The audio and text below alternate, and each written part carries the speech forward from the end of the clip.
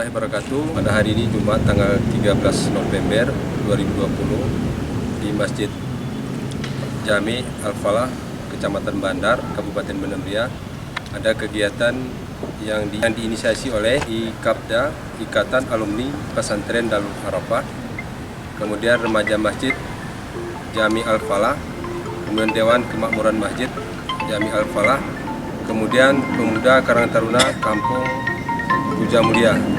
Nah, terima kasih. Saya pikir ini salah satu inovasi untuk beberapa masjid, terutama Masjid Jami.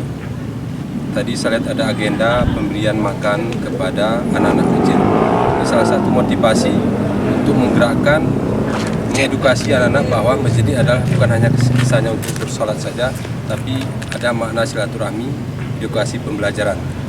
Yang kemudian juga tadi ada sedikit diskusi dengan Ketua Baitul Mal Aceh Tengah.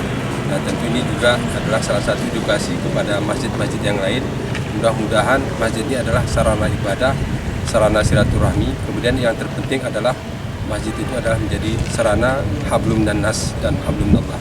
Sehingga tidak ada kesannya bahwa masjid itu hanya tentang agama monoton, tetapi adalah ajas sosial juga masuk dalam pelaksanaan daripada syariat Islam.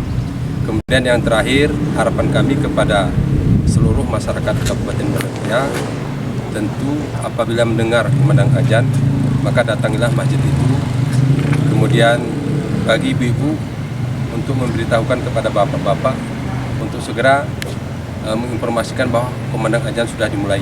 Mudah-mudahan nanti masjid tidak hanya sekedar lambang, tapi adalah sarana ibadah yang pada saat ini kita lihat di beberapa masjid. Ini masjid dibangun sedemikian rupa. Mungkin harapan ini dapat kami sampaikan kepada seluruh masyarakat Bandar Ria.